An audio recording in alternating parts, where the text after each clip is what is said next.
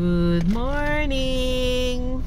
Papasok na tayo sa Lucban, Quezon. So as usual, kahit saan tayong daanan banda ng Quezon area, hindi po maganda yung kanilang daan. So medyo iwas-iwas lang tayo. Kasi may marami pong butas-butas at lupak yung daan. Careful lang. Hindi ka alam kung ano nangyari sa kanilang daanan. Okay, yan may tubig sa gitna ng daan. Op, yun. Daming butas. As usual, Quezon talaga siya.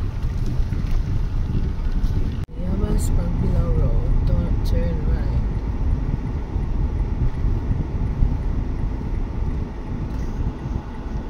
Yabas Pagbilao Road, turn right. Ito na, lalabas na tayo. Pan highway na to siya. Ikat lang tayo. Sundan natin yung puti na yan. Dito ka na makakita ng mga malalaking sasakyan.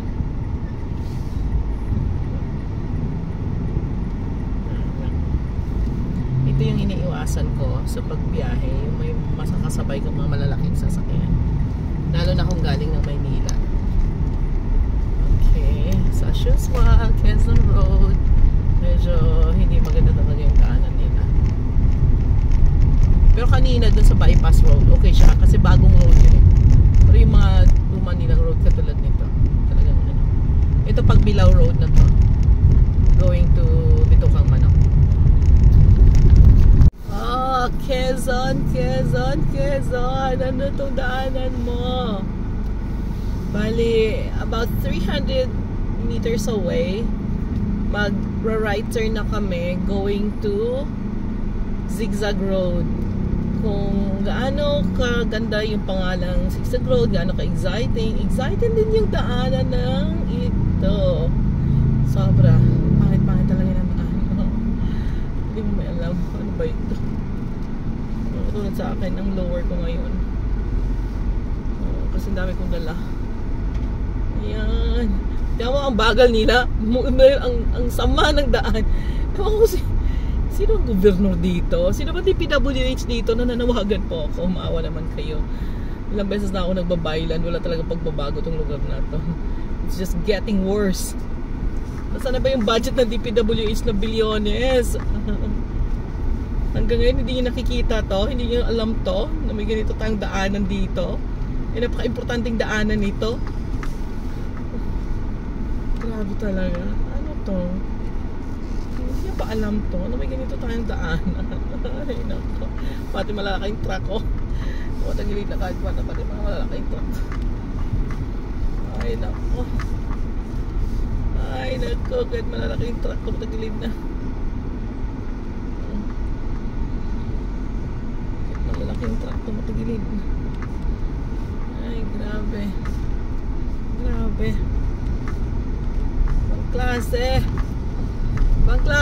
Ibang klase ang daanan. Only in Quezon, Pagbilao. Mamaya, bukas or sa Kamakalawa, Samar tayo. Magkasubukan na ulit sa Samar. Exit right to Old Zigzag Road. Hindi pa tayo tapos dito sa Quezon na to. Meron pa mamaya. Intro pa lang to. Intro pa lang yung kanina. Ito medyo mid na to. Okay. So magra-right tayo dyan. Papasok tayo ng Zigzag Road. Hindi lang dahil sa Zigzag Road na to, hindi ako papasok dun eh. Sige na, mamahinga muna tayo dito. Konti. At Timonan. Galing tayo Timonan this way to Bicol. O yan, Bicol, Gumaka. Then the Pag-Blusher sa the other side. O, traffic na. Hindi naman ito masyadong traffic. Yeah. Kailan lang nila sa elemento to. Ngayon putol-putol na. Ay, nako. Substandard. Palpak. DPWH. Ano na. Kailan lang ba ito sa elemento. Tapos ngayon, pitak-pitak na yung yung daanan.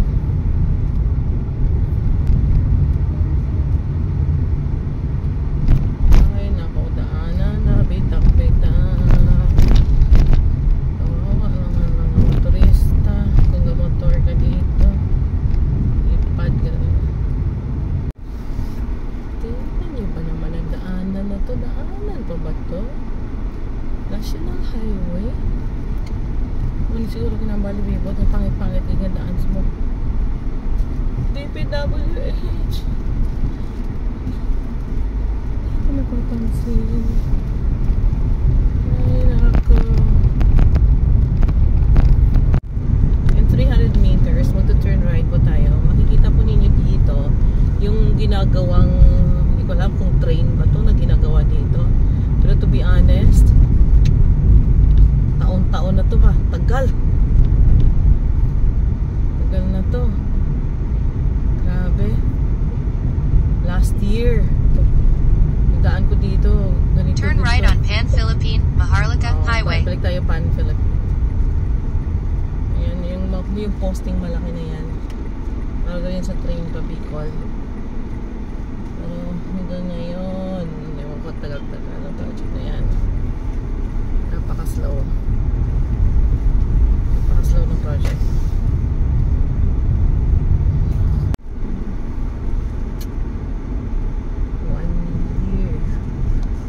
Construction worker. Sana matapos na kaagad.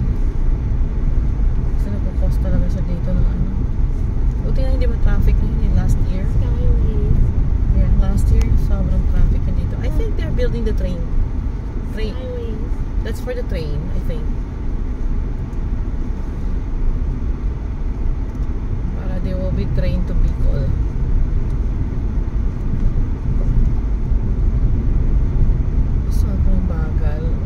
Construction worker. Ay, Sunday pala ngayon. Kaya walang construction worker. Pero sana nyo na. Tsaka tingnan yung mga daan. Sira-sira ang mga daan. Daanan ba ba ito? Normal na. Ayoko magreklamo, pero yun yun ang truth eh. Yes. You know what's meaning despicable? What is that? Ate Julie.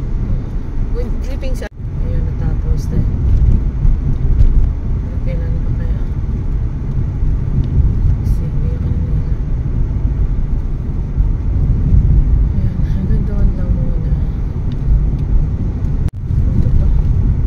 Ako last year ginagawa. Wala itong daanan na to last year. Pagdaan ko dito December din ginagawa na to. Nasira na. Hindi pa tapos. Shit. Saan ang budget? Tuman ako last year dito ginagawa to ah. Ito lang nagawa nila. Where? Ito na sa Calawag na po tayo. Nag-welcome to Calawag na kanina kaso lang nag-full ano ako.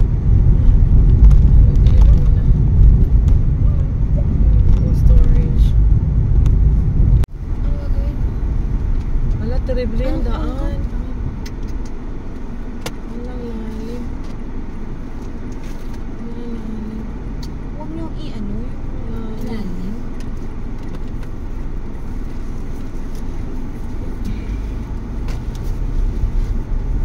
Lalim. Lalim ah. Grabe. Grabe, kita mo to? Daw tragban? Dito.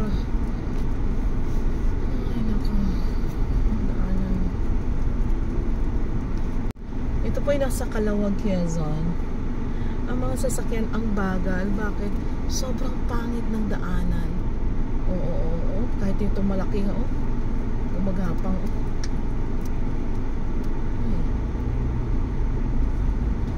Ay, naku.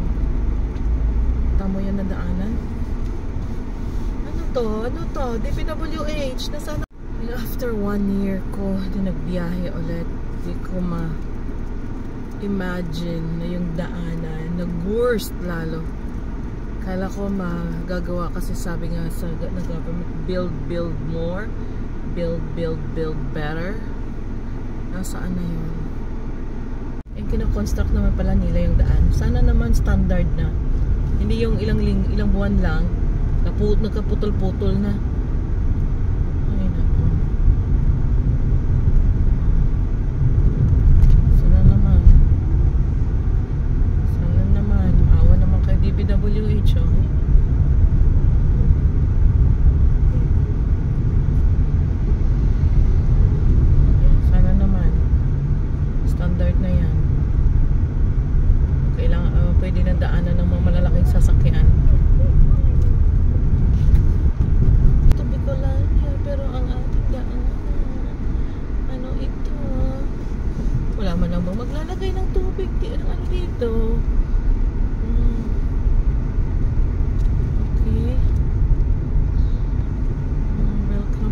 vehicle that way. Go straight vehicle. To the left is Calawag.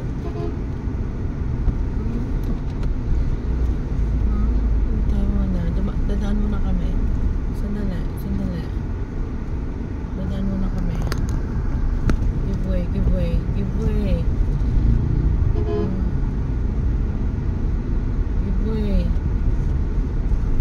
Give way, maliit kami.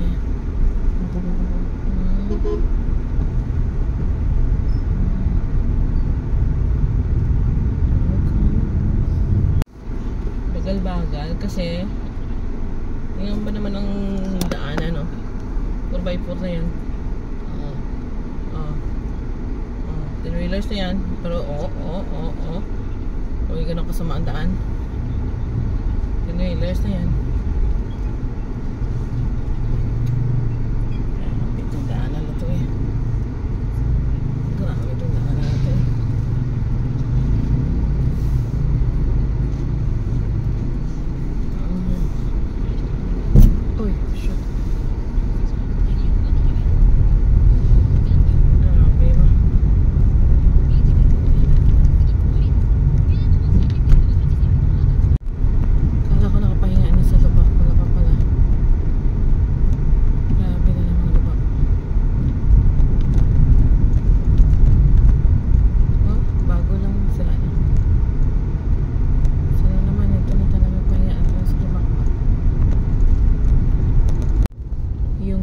Wish ko lang na sana tapos na yung lubak-lubak. Nako, walang 5 minuto. Andiyan na naman. Ay, nako. Ito. Nako na naman.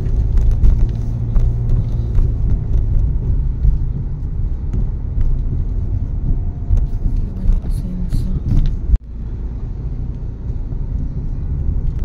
Our Lady of Fatima Parish, Calawag.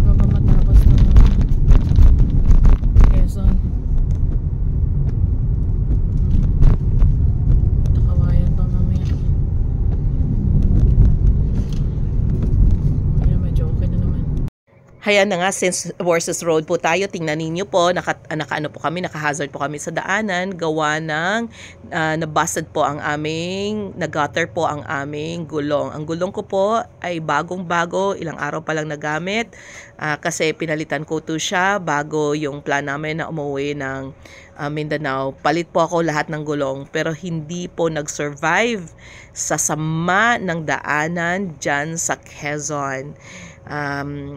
Quezon, saan po ba ang inyong DPWH? Last year po, 12 months ago, December din, dumaan ako dito, same road, mas naging worse po. Nasaan na po ang build better natin, build more natin, build better natin na yan. Bakit po? Napakasama pa rin ang daanan ninyo. Since Warsa's Road po tayo, papakita natin yung mga karanasan namin sa daanan from Luzon. This is the Warsa's Road, Quezon Province, tapos yung konting part ng Camarines. Then after that, doon tayo sa Visayas, sa Samar area. May konting part pa, but in general, I appreciate na maraming changes ang Samar, pero ang Quezon nag-worse lang. Ang Camarines nag-worse din. Pero sa Mindanao, konti lang. Which yung sa Mindanao, makonsider mo a lot better. At saka normal road na ang Quezon siguro yon kung ikumpara mo. So hindi ko maintindihan. Kung sinasabi nilang daanan kasi ng mga heavy trucks, Why is it in Albay na daanan din ng mga heavy trucks at saka yung Sorsogon going to Matnog? Doon din naman pumupunta yung mga trucks Bakit maganda po yung daan nila? So, hindi po yun rason na palagi kayong binabagyo dyan, palagi kayong dinadaanan ng malalaking sasakyan. Hindi po rason yon. Something is wrong with your, with how you handle or you manage your budget, DPWH. Mahiyahiya naman po tayo. Nagbabayad po kami ng tax ng maayos. Ayusin nyo naman po. Siguro po yung mga opisyalis dito hindi nagbabay land trip. Siguro lahat kayo naka-aeroplano na o naka-chopper na kasi bumili po kayo ng mga private chopper ninyo. Please, maawa naman po kayo. This is not justice sa mga taong nagbabayad ng maayos na tax, Kung sinasabi ninyong hustisya ang pamimigay ng pera sa mga tao, okay lang, pera po yan ng bayan. Karapatan naming tumanggap niyan. Pero karapatan din naming makakuha ng maayos na serbisyo, maayos na mga daanan. Forgive me if I am ranting a bit, kasi totoo lang, I'm a taxpayer. Tsaka ang dami po namin na gusto ding mag-byland, ma-enjoy man lang daanan natin. But if this is the kind of road that we have in the Philippines, how could you be proud of your country? How could you be proud of your country? Nasaan po yung DPWH? Bilyonis po yung budget natin everyday. Bakit po hindi po kayo nag-budget dyan sa Quezon? There we go. Alay sa Diyos, Camarines Norte, alay sa bayan, gateway to Bicolandia. Sabay ganun Okay na. May nabidyoan ako, may picture ako. Kanina, nag-welcome to Bicolandia. Tapos ngayon, balik naman tayo ng Quezon. So ngayon, papasok tayo ng Takawayan. So Takawayan is part of Quezon. Tapos pagkatapos natin ng Takawayan, yun na, dire-diretso na ulit. Bicol na ulit. Oo, tita. Alam ko. Road update lang po tayo. After 1 year na bumalik ako dito, yung Allen, hindi na ganun ka-worse ang kanyang daanan. Although meron pa rin butas-butas na konti, pero hindi na ganun ka sama katulad ng nakaraang taon. Tingnan natin sa unahan kung okay yung daan. Himala ang daanan dito sa Samar. Napakaluwang na makapagpatakbo ka na ng 60 to 80. Mami. Yan. Tingnan ninyo. Compare sa mga previous videos namin. Yung Samar, napakasama. Pero tingnan natin. We don't know kung hanggang saan ito. So, ibig sabihin, nag-effect talaga yung sinabihan sila noon ni Saro na kasama ba ng daan na yan ng Samar. Yan. Maganda na siya. Tingnan natin mamaya kung merong pangit. Tuloy po kayo sa bayan ng magaganda-ganda. Ay, saan diaper niya? Nandiyan ang diaper niya. Hindi pa pala okay yung mga daan. Dito sa Catbalogan. Diversion Road. Ganun pa, may masasamang daanan pa din. Tingnan natin doon sa unahan konti. Bagal ng takbo, 10. Kasi marami pang butas.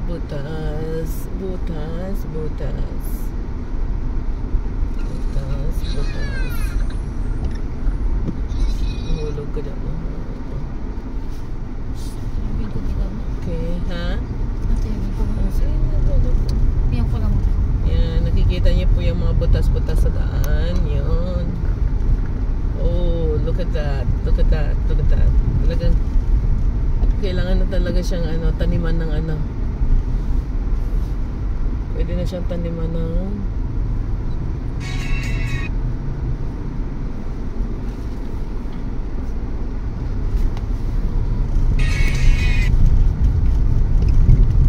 Okay. Survive. So, maayos na ulit. Mukhang maayos na ulit. Welcome to Catbalogan. Finally, nakarating na kami Catbalogan. Maganda na yung daanan. Ngayon naman, titingnan natin from Catbalogan to San Juanico Bridge kung okay na yung daan. Okay ang daanan. Walang pagbabago. Ganun pa rin pala. Akala ko madami ng pagbabago. Ay, sira-sira pa rin ang daan. Maganda pa rin. Yan. Isa kayo gobyerno dito? Wala yatang natatanggap na budget to sa DPWH na ano eh. Bayan eh.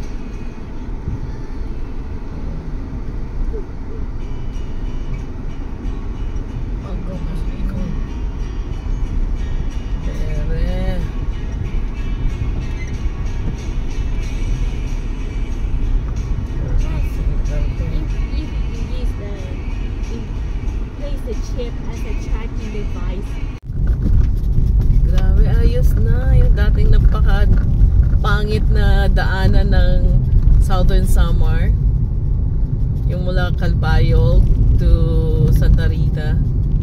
Ayos na kahit paano. Ito naman ano lang, putol, pero kanina doon sa dinaanan namin ayos na. Hindi lang ako nakapag-video, gawa ng medyo mabilis na yung takbo compare dati. Talagang papamura ka talaga dati ng kanilang ano kanilang daanan. Siguro sige pa rin yung kanilang gawa dito. Pero in general, hindi na katulad ng dati. Tingnan pa natin. Let's see farther down kung kamusta na yung summer. We still have about 59 kilometers away from Tacloban. Kung titingnan po ninyo, ngayon, ito yung dating napakasamang daanan. Sobra. Mapapamura ka talaga to the max. At least ngayon okay na. Hindi na siya katulad ng dati, oh. O, diba? Sarap na magpatakbo. Sana naman, ma-realize din to ng Quezon. Sana siguro dapat din dumaan din doon si VP Sara, para ma-mention niya rin yan sa mga talks niya, sa mga interviews niya. Kasi alala ko noon, may na-mention si VP Sara nung nagbe-visit siya sa mga school dito sa Samar. Kinoment niya kung gaano kasama yung daanan ng summer. Ngayon okay na po. This is a big development. Yan tuloy-tuloy Ang ganda na. Ayun, meron pa rin palang side na hindi pa tapos. Ito yon. Pero if you can notice, on the other side, malapit na mabuksan yung isang lane. Yung yung outer lane ng both sides, okay na. Ito na lang yung inner lane. Pero pag nabuksan yan, sigurado, okay na. Tapos susunod na tong inner lane. So of course, nandun pa rin yung lubak-lubak nito. Ayan. So meron pa konti. Meron pa. Tingnan natin hanggang saan ang ano na to. Yung sama na to. This is from Katbalugan to Tacloban. Okay. Siyempre na-busted na yung ating ngayon, yung ating isang gulong, bagong gulong, wala pang isang linggo. Kasi nag-prepare kami. Pinapalitan ko lahat ng gulong ko, pati spare tire. Gutter ako doon sa parte ng Quezon, yung malapit na sa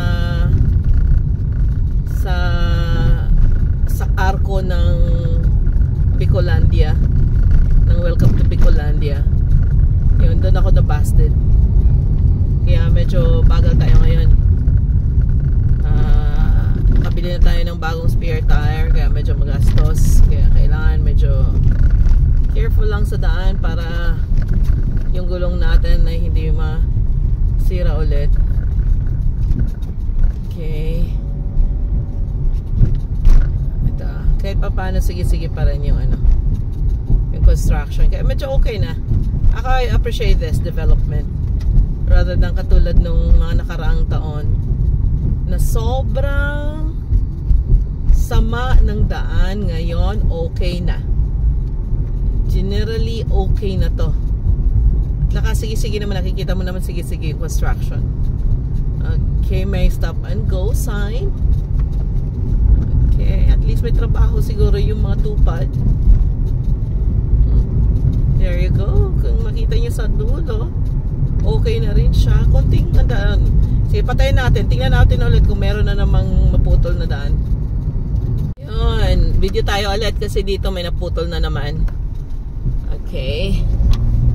May naputol naman dito na side. Pero sige, may sign naman na this way. Dito tayo. At saka may sign naman na ginagawa siya, yung daanan. So sige naman yung construction nila. Kahit ilang tao lang gumawa, okay na yan. At least may development kaysa sa wala. Siguro next year pagdaan natin ulit dito. Kasi we plan after this trip, pagbalik namin ng Maynila, mag-via Iloilo na kami. Okay, kunti lang naman. Not bad. Okay, dito okay pa din naman na side. Sige pa rin yung mga ginagawa. One way, pero meron namang nagsa-stop and go.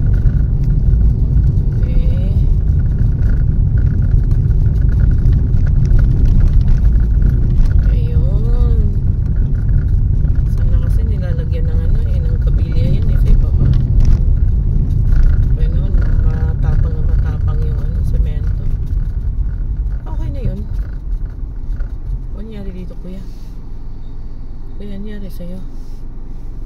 Maybe they got an accident? Kuya, sige kuya, hindi ako magkasya dyan kuya.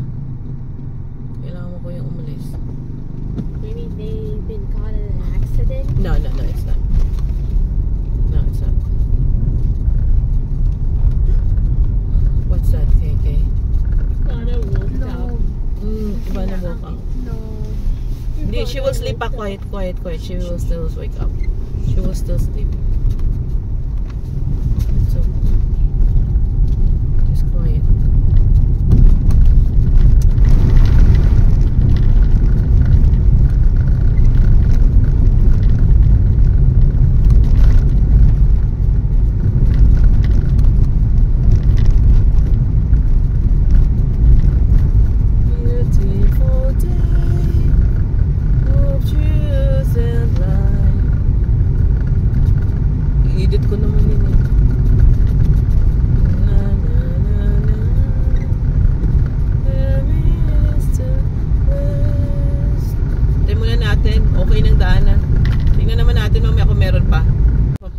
May best friend pa pala tayo dito sa una-unahan.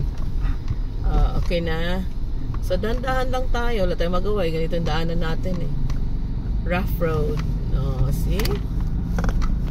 Kung makita nyo yan yung mga daanan na yan. Ala. Ang galing ng gulong ninyo eh. Kami hindi. Una na kayo sa amin.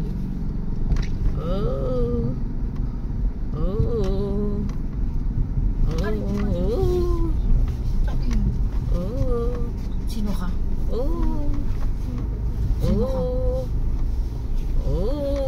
Sino ikaw? Sino ikaw? Ibang klase. Hindi pa pala tapos yung ating kalbaryo. Mayroon pa palang isang kalbaryo. But at least Patsa.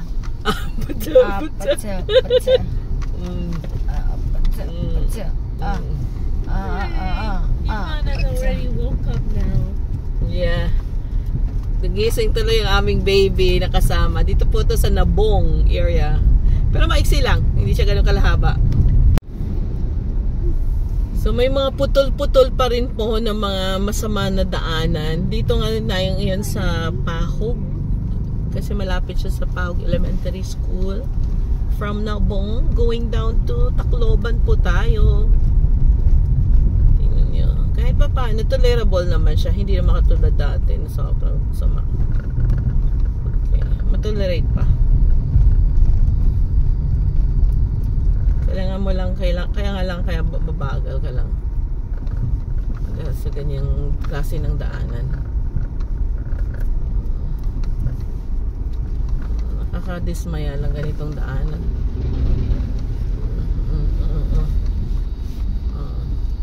Kung paano sumayaw-sayaw yung video, ganun yan. Patsa. Pagod si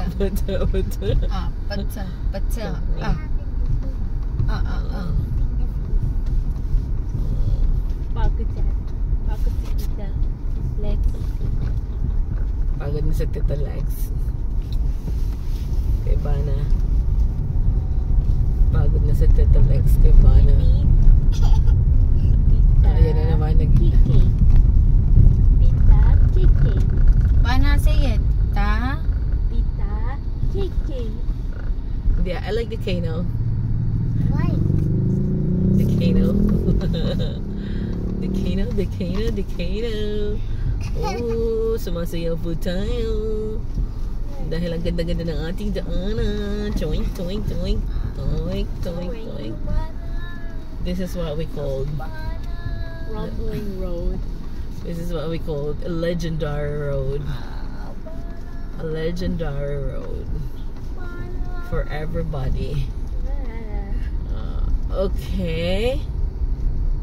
Okay. Pwede naman tayo dito sa kabila. Ba't hindi tayo kan? Mahirap na dito kasi baka biglang may lalabas pa.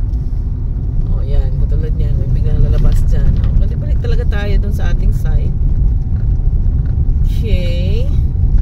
Alam ko ginagawa na to noon nung dumaan kami last year. Siguro nasira na naman to ulit. Ay, naku. Ba't kasi substandard? Saka ba't walang maintenance? Alam niyo na may butas na. Lagyan naman ng ano. Oh, yan o. May mga butas-butas na dyan o.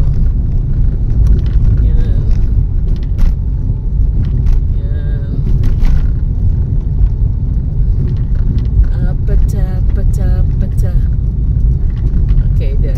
Medyo okay na naman dun sa unahan konti. Sige, patayin naman natin ulit. Another roller coaster ride. On another roller coaster ride. Look at the other cars. They're also on a roller coaster ride. Oh yeah. Oh, yan. Yung mga sumasayaw na yan. Yan. Hindi pa pala tapos talaga. Tayo din sumasayaw. Meron tayo masyadong kasama sabay. Basta ingat lang ng galong. Makakarating din tayo. Malalim ko, tita. May kasunod ba sa mo, tita? Alam ko. Di, kaya na siya pero hinahinay ka lang kayo para hindi manong gulong mo. Pag hindi ka mag-amaamugid sila. Oh my gosh. Hindi ka mo mag-joke. Dakag matumbahan kami. Dali ka man, tita. Hindi ka matayong dinalit. Wala ka choice. Diba sa matumbahan ka? Nabudlayan na sila. Api mag-gawid. Gani. Kasi matumbahan ka ba? Welcome to Mindanao. Thank you so much for watching po. As you can notice po, nandito na tayo sa Mindanao. Sa nakikita po ninyo, ito po yung worstest na daanan ng Mindanao. Compare it to the Cabarines Sur and some parts of Samar, malayo pa rin. So, yung mga masasamang daanan ng Mindanao is very tolerable at saka consider siya na magandang daanan kung sa Quezon pa tayo. I'm not trying to be funny, but then that's the reality. So I'm calling out the PWH na saan po ang ating bilyonis na project na budget. Wala po ba tayong budget para sa Quezon province at saka doon sa parte ng Camarines Sur? Marami pong nagsasabi dahil palaging dinadaanan ng malalaking sasakyan, palaging dinadaanan ng bagyo. Paano nyo po i-compare or paano nyo po ma-justify kung ang Albay at saka Matnog ay daanan din po ng malalaking sasakyan at daanan din po ng mga bagyo? Bakit po ang Albay at ang Sorsogon ay maganda yung mga daanan? Bakit po hindi sa Camarines part at saka yung Quezon part? Something is wrong. So sana naman po sa government natin, nananawagan po kami ng mga biyahero at bihira, maawa naman po kayo sa ating mga kababayan. Bigyan naman po ng pansin ang ating daanan. Siguro po yung mga opisyalis po ng government natin na umuwi ng Camarines, or baka hindi na po kayo nag-land trip, baka po hindi na po kayo nagbabas, baka po nag-i-aeroplano na lang kayo pa uwi, kaya hindi nyo po nakikita yung katotohanan. Sana naman po makita ninyo ang katotohanan. At saka Tingnan nyo naman, i-compare nyo naman po sa Mindanao, yung mga daanan ninyo. Worstest road na po namin yung pinakita ko. So sa part na to, wala na tong worstest road ka na makikita. Going down to Davao area, to South Cotabato, to General Santos City, sobrang wala na kaming problema sa daan after this. Sana po na marami po kayong nakuhang idea, lalo na sa mga kapwa namin, biyahero at biyahera, yung ngayon po, plano magbabakasyon sa inyong mga probinsya. Please, better prepare. Kailangan may extra budget kayo para if in case na dumaan man kayo ng Quezon area at saka Camarines part, at mabusted po ang inyong mga gulong, at least may budget po kayo pampalit. Thank you so much for watching. I hope na na-enjoy nyo po ang aming video na ito. This is the worstest road in the Philippines.